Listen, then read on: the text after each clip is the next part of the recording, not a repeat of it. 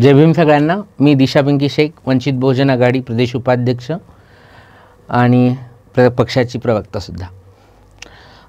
आज एका महत्त्वाच्या विषयावर मी तुमच्यासमोर आलेली आहे. वंचित बहुजन आघाडीला घेऊन मागच्या काही दिवसापासून समाज माध्यमांवर ज्या पद्धतीचं एक ट्रोल गँग ॲक्टिव्ह झालेली आहे आणि ती ज्या पद्धतीने वंचित बहुजन आघाडीच्या समर्थक आणि कार्यकर्त्यांच्या अंगावर येत आहे, त्याचं स्वरूप आता अजून जास्त विद्रूप व्हायला लागलेलं आहे. वंचित बहुजन आघाडीचा कार्यकर्ता हा श्रमिक आणि बहुजन वर्गातला कार्यकर्ता आहे. तो इथे वंचितच्या बाजूनी आपल्या आरक्षणाच्या संरक्षणासाठी, तो संविधानाच्या संरक्षणासाठी वंचितसोबत उभा आहे. हा काही पेड कार्यकर्ता नाही की कुठले तरी त्यांना पदं मिळाली, पुरस्कार मिळाली, आरक्षणाच्या जागांवर संस्था संघटनांमध्ये चांगल्या नोकऱ्या मिळाल्या, असं काही त्यांच्या वाट्याला आलेलं आहे असं मला वाटत नाही. काही आलेले जे लोक आहेत ते आत्ता बेईमान झालेले आहेत, ज्याला मला असं वाटतं की हिंदीमध्ये एक चांगली म्हण आहे, अस्तिनातले साप. अशा पद्धतीने समाजाने पाळलेले, समाजाने मोठे केलेले काही लोक आहेत, जे आता वंचित बहुजन आघाडीच्या समर्थकांना रक्तभक्त किंवा कुत्रे किंवा अशा टाईपचे शब्द वापरत आहेत की जे त्यांची वैचारिक पातळी आणि लायकी दाखवत आहेत.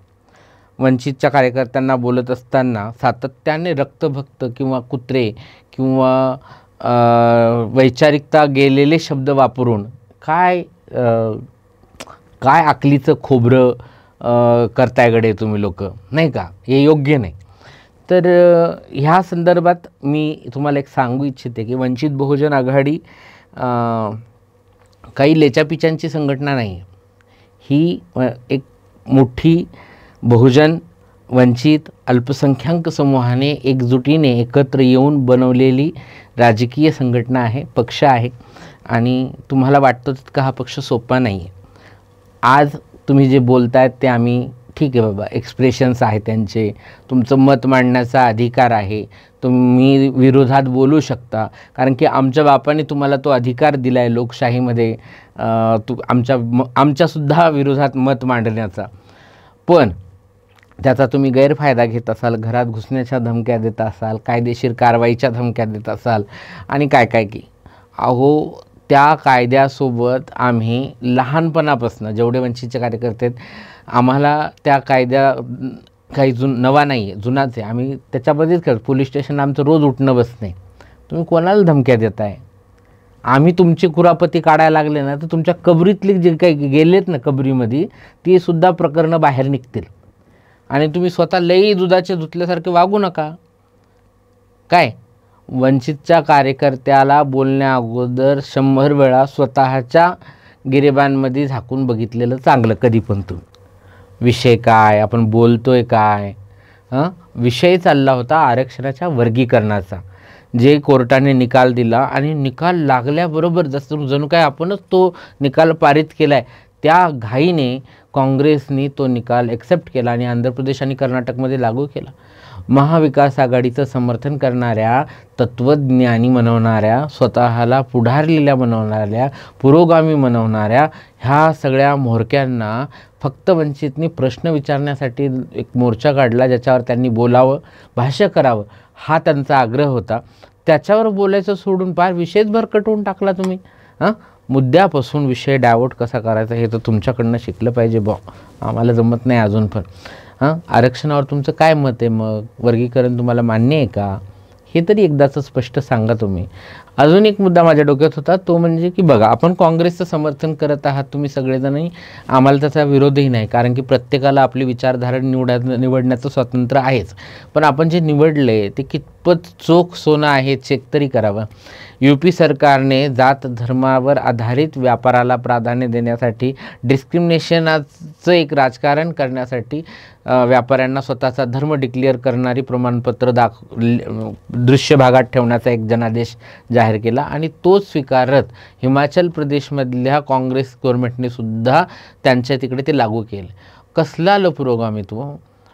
आणि जी ही कट्टर मनवणारी जी पिढी धर्मवेडी पिढी घडवली ती कुणाच्या काळात घडली आहे, कुणी घडवली याचाही सरकारने विचार करावा, लोकांनी विचार करावा.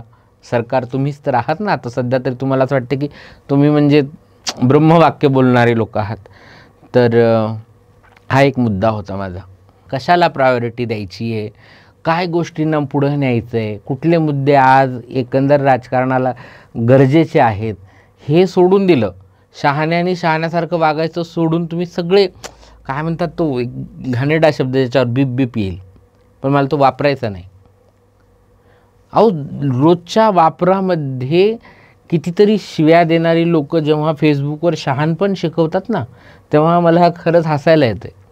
लोक म्हणतात की घंटा फरक नाही पडत असं पोस्टमध्ये लिहिणारे लोक दुसऱ्यांना भाषेचं महत्त्व शिकवत आहेत.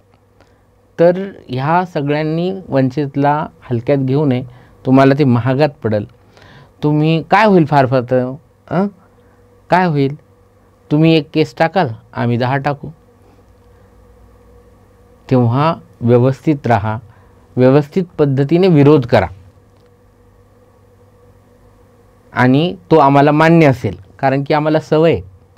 दलित ब्राह्मण नावाचा एक शब्द मी खूप पूर्वी वाचला होता आणि तेव्हा मला वाटलं नव्हतं की हा अस्तित्वात असेल म्हणून, पण मला आता त्याची अनुभूती येते की लोक सोफिस्टिकेटेड लोकांच्या आम्ही कसे जवळचे आहोत, आम्हाला त्यांचे विचार कसे पटतात आणि ते कसे आमचेच आहेत हे सिद्ध करण्यासाठी घरातल्या लोकांची वैर घेतात, घरातल्या लोकांना तुच्छ दाखवतात, घरातल्या लोकांना हिस्त्र म्हणतात आणि स्वतः सोफिस्टिकेटेड लोकांच्या पंक्तीत बसण्याचा प्रयत्न करतात.